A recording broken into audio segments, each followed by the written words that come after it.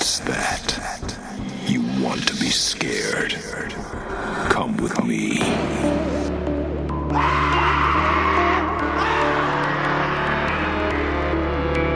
You will experience tales of horror, ghosts, and death.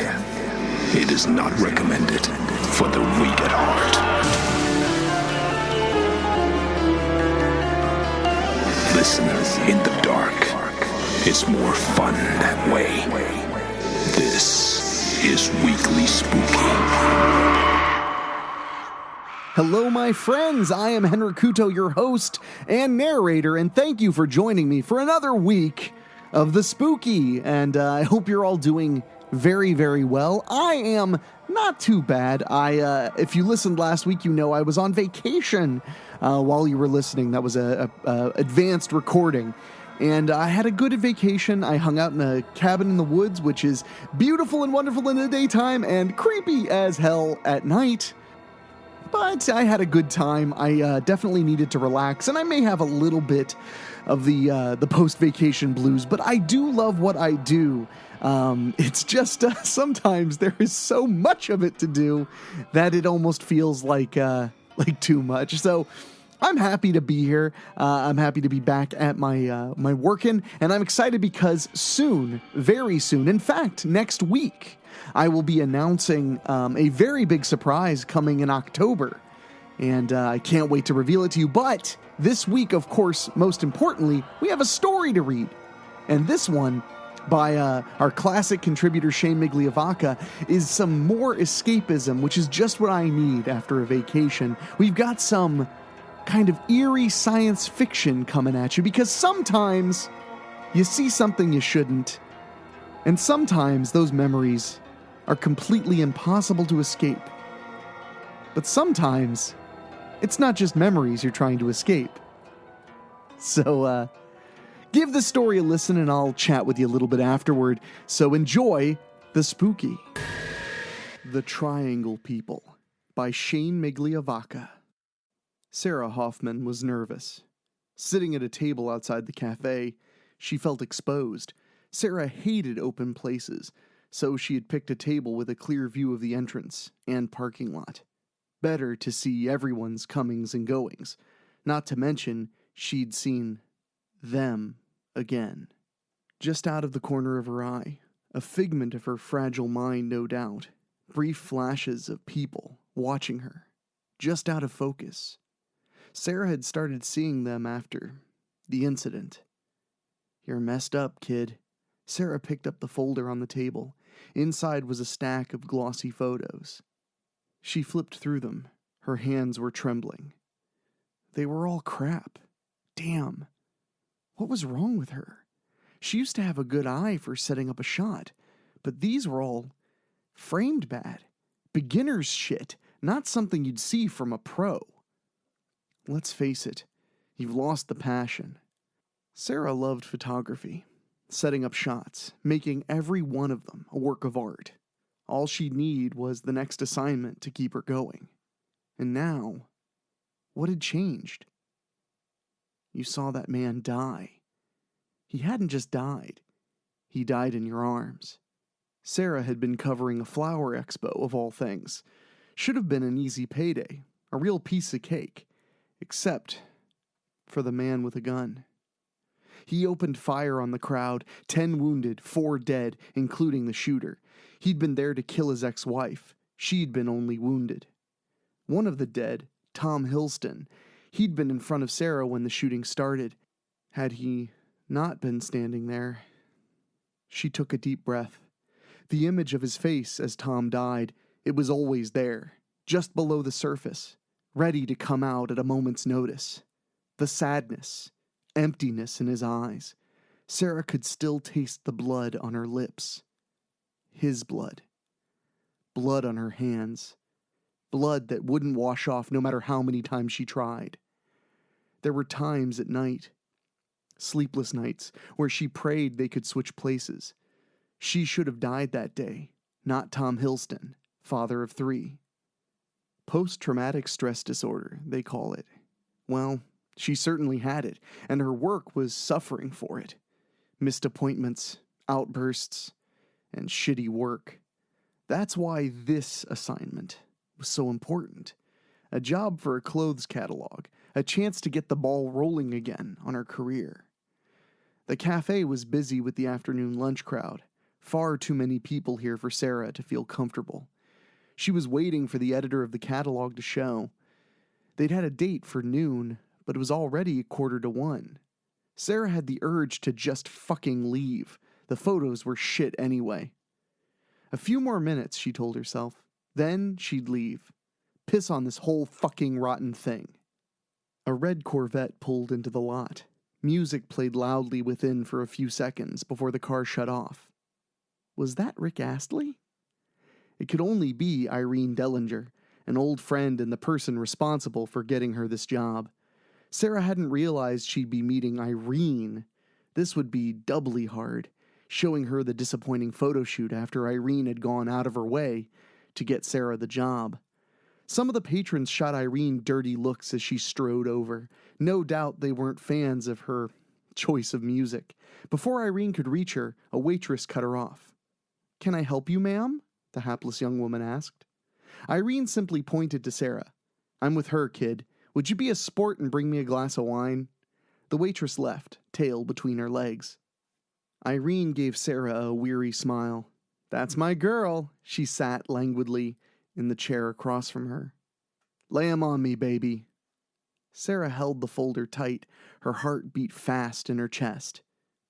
Well, she wanted to tell her not to bother, that the photos were all garbage, but her courage went out the door as Irene smiled at her, waiting with her hand outreached. No. Instead, Sarah handed them off, defeated. She was weak, no doubt about that. Irene took the folder and rifled through it a couple of times without comment. Sarah tried to read her friend's face. Was that disappointment or just tiredness? It was hard to say. Finally, after a few agonizing minutes, Irene handed it back. Before either of them commented, the poor waitress from before brought that glass of wine. Sarah worked up the nerve to say something to her friend. "Listen, I'm sorry that they're so poor. The photos. I can do them again, perhaps." Irene put up a hand, cutting her off. She took a large sip of wine, setting the glass back down and spilling droplets of wine on the white tablecloth. "Ha ha ha! Good one, Sarah." Sarah looked at her, puzzled.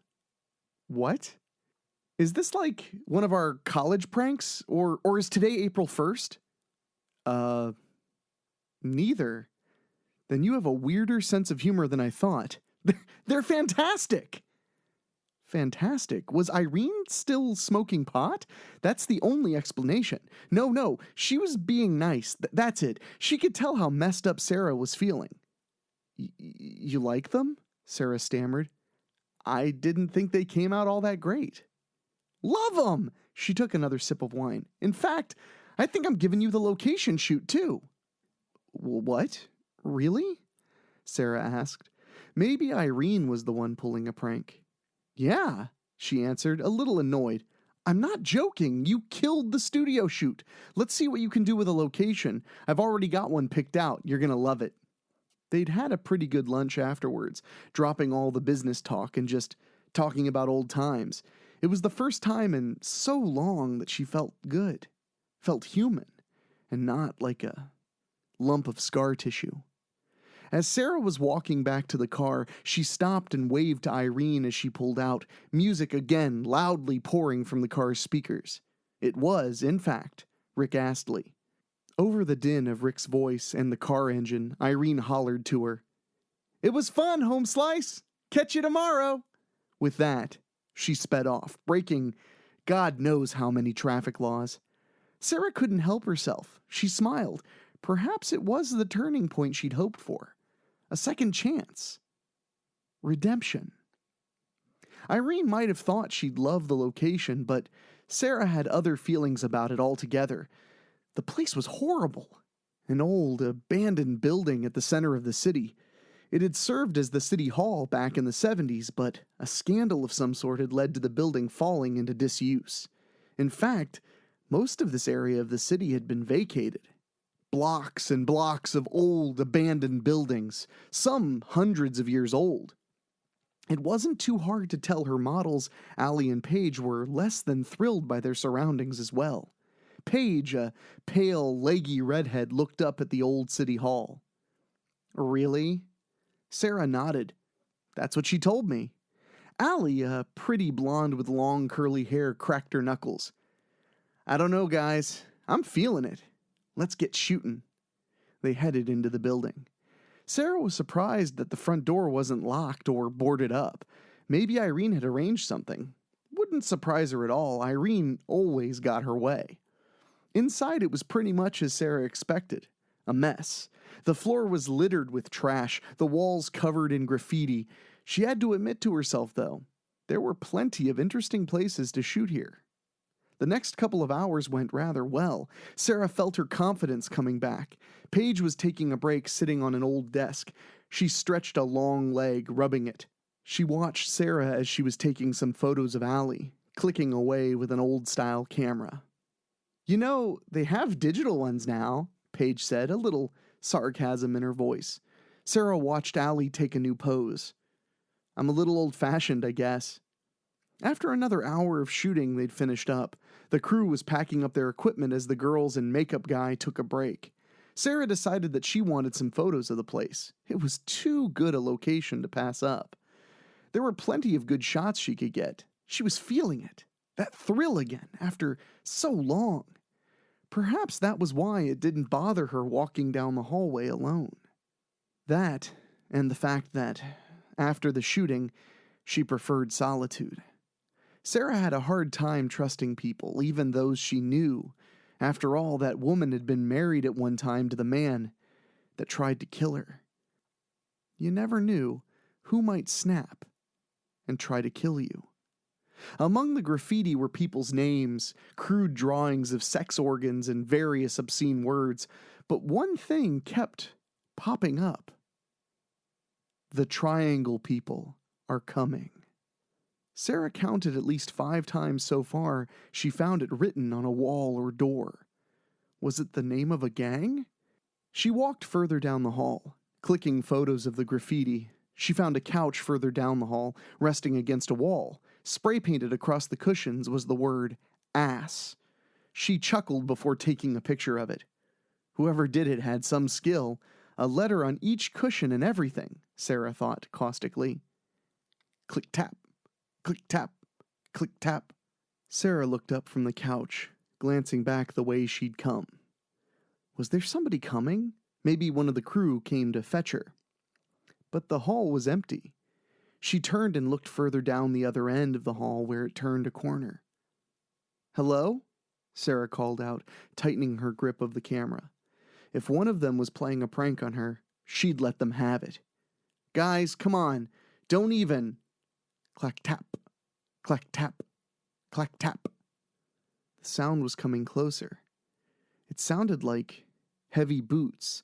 None of the others were wearing boots, were they? "Come on, guys, not even funny." She felt the sweat on her palms, making the camera slippery in her hands as they trembled. There was a shadow on the far wall at the end of the hall. Was that the shadow of a person? Sarah wanted to run, but her legs turned to immobile concrete. Click-tap, clack-tap, clack-tap. She could make out the vague shape of a person in the shadow. They were just around the corner, coming this way. It was them, the ones she'd seen, the ones that were always watching her. Clack-tap, clack-tap, clack-tap. Sarah caught the briefest glimpse of a man before everything went white in a flash. Her shaking hands hit the flash on the camera. She was momentarily blinded. The camera clicked away, taking photo after photo. When her eyesight returned, she was alone. Sweat, or was it tears, ran down her cheek. Sarah turned, her legs working again, and hurried back to the others. They hadn't even noticed she'd left. They were all there, and none of them acted like they'd just come back or were pulling a prank on her. She didn't say a word about it. They didn't need to know how crazy she was.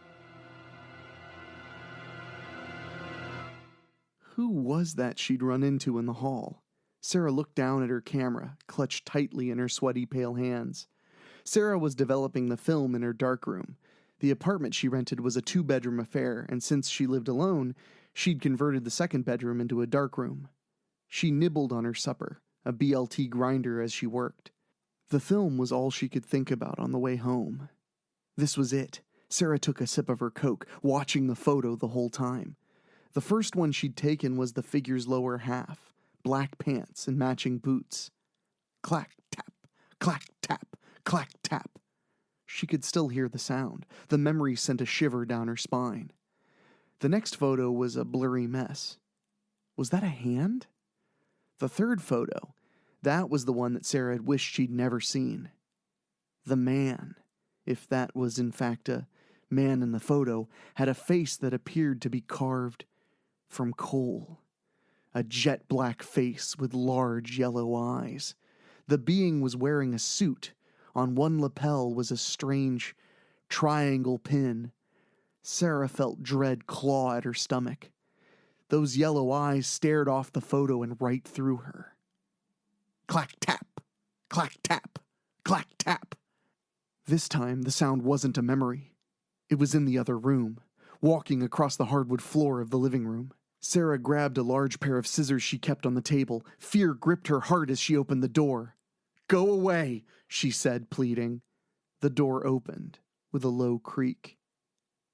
There was nobody out there. Sarah made a quick survey of her apartment. It was empty. It was just in her mind, she thought, relieved. Then she saw it, sprawled across the living room wall, written in black paint. "The Triangle people are coming." Terrified, Sarah backed away. Then the noise came again. Clack tap, clack tap, clack tap. Her TV screamed to life. A dark figure appeared on screen, its features obscured by static. An unearthly voice echoed from it. "There are those among you who know the truth of this.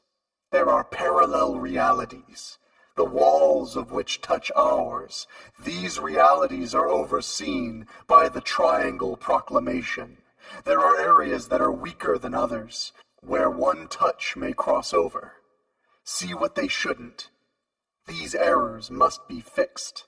A shadow fell on the hall wall. Sarah screamed and ran into the darkroom, slamming the door shut and locking it in her wake. "Go away! I won't tell!" Clack, tap, clack, tap. It was getting closer, coming for her. Acting fast, Sarah took a couple of her photos and hid them. Someone would find them. Then perhaps they'd know. Something began pounding on the other side of the door, harder and harder. Sarah screamed till her lungs burned as the assault on the door continued, and then it stopped. Sarah wiped tears from her eyes, staring dumbfounded at the door. How long did she wait there, in the dark, before slowly unlocking the door? Peeking her head out, her apartment was still, silent. The TV was dark. It looked burned out. Grabbing her car keys, Sarah ran out of her apartment in a blind panic. She had to get away. Far away. She headed towards her car parked behind the apartment building. She fumbled with her keys, blindly trying to stab them into the door lock.